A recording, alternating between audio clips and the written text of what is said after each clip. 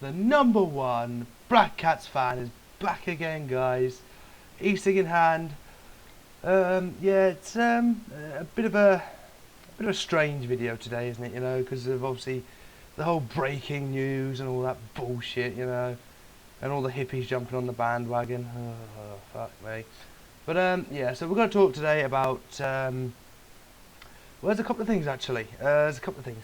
So first of all, we're going to strike while the iron's hot, and we're going to talk about Adam Johnson. Okay.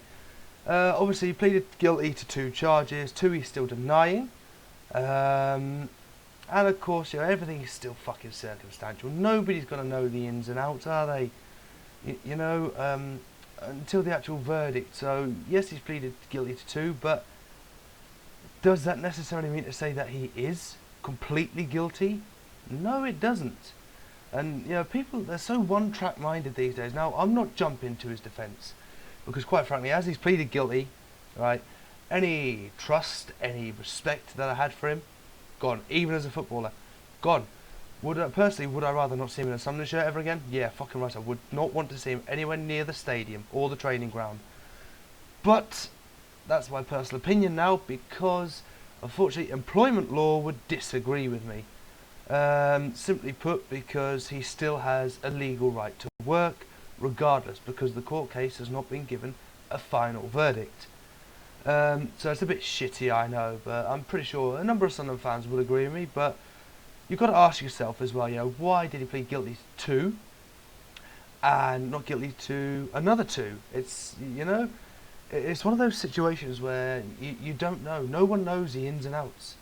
And we may never know the ins and outs, you know? Because these sorts of cases, once they're done, that's it, they get locked away. There's no Freedom of Information Act that can access that bullshit whatsoever. Oh, and an FYI, I'm still working on the title, because this is like part of a new sort of series I'm going to be doing, hopefully once a week, maybe once a fortnight, but not just to do with Sunderland, to do with football in general. Spat then. So yeah, it's one of those things we don't really know, you know. I mean, and again, just because he's pleaded guilty, doesn't mean to say he is guilty. Is he looking for sympathy? We don't know. We just don't know. And the amount of one-track, narrow-minded morons I've seen, whether it be on Facebook, on Twitter, even commenting on, you know, fucking news websites. Oh, God almighty, really? Head out of arses, people, okay? I'm not jumping to his defence. I've just said respect is gone. That is it. End of, okay? Don't ever want to see him in one of these again, okay? But, you know, chances are, you know, what's the worst case scenario for him? More than likely, if things stay the same and he gets proven not guilty on the last 2, he'd be looking at around 4 years in jail, give or take. See, I've done the research, you know. If he gets found guilty on all of them, could be looking at anywhere to 10 to 14 years in jail.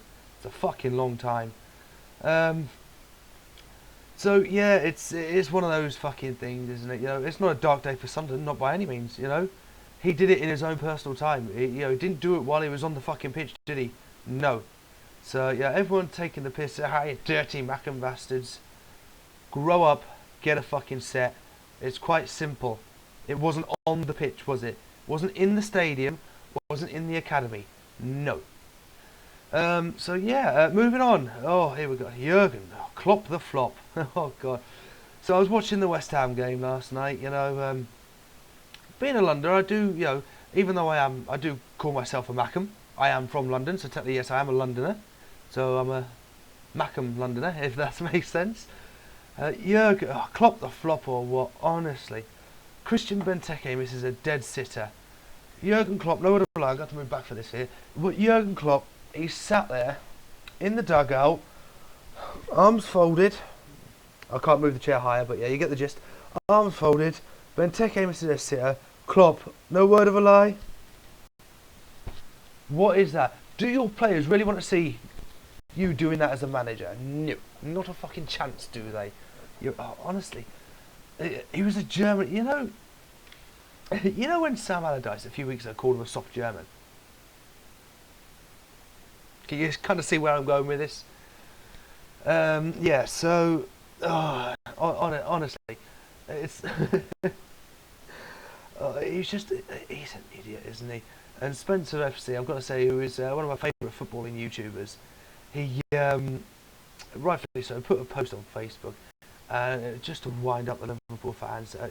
Liverpool fans going on about how we should have beat you and all that. Yeah, West Ham 3 wins, 1 draw, 7-1 in total. Yeah, okay, yeah. So I can't really think you can argue with those stats, to be honest, can you?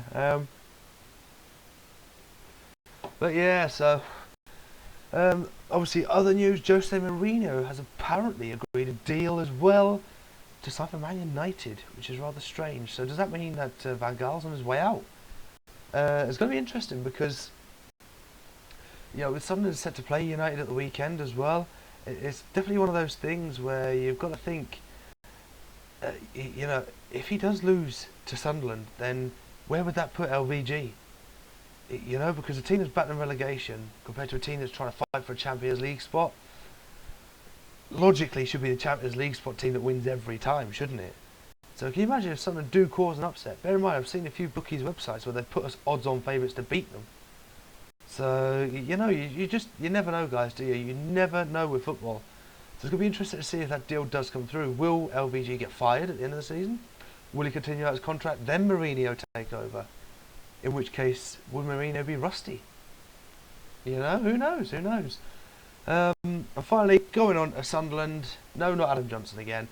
But yes, Big Sam's going to take the team away to Abu Dhabi or Dubai, just somewhere in the Middle East anyway, for some warm weather training.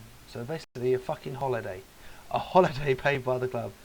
But to be fair, logically it could be the ideal thing what the players need. A break. You do a little bit of training, you have a bit of time to yourself, you don't worry about it, soak up the sun, enjoy the rays, pressure's off, relax, and you can get your mentality sorted. It makes perfect sense. Now he's come under a lot of heavy fire and a lot of criticism about it, about how they should be concentrating on just training back at home. I'm more inclined to agree with Big Sam on this one if he does take them. Simply put, it could be a good idea to recharge the batteries. Some players do need it. You can see they're not on the last legs as such, but you can see they're slowly wearing down, and I think it could be a good idea. So yeah, that's pretty much it, guys. They're the main talking points I've been reading about. Mourinho to United. That's a fucking weird twist, isn't it? Favourite club's always been Chelsea as well. Oh, if he does take over, that'd be fun for the Chelsea fans, wouldn't it? God. So that's it, guys. I've been the True Mackem. Let me know what your thoughts are. Leave your comments below. If you haven't subscribed, you know where that button is. And the final point, if you've got a comment about Adam Johnson, okay, just make it factual. Don't feed people a load of bullshit. Honestly, come on. People don't need bullshit. They probably have enough of it in their own lives, let alone people trying to stir the pot, okay? And again, not defending him. Disgrace to the badge. Simple as that, guys.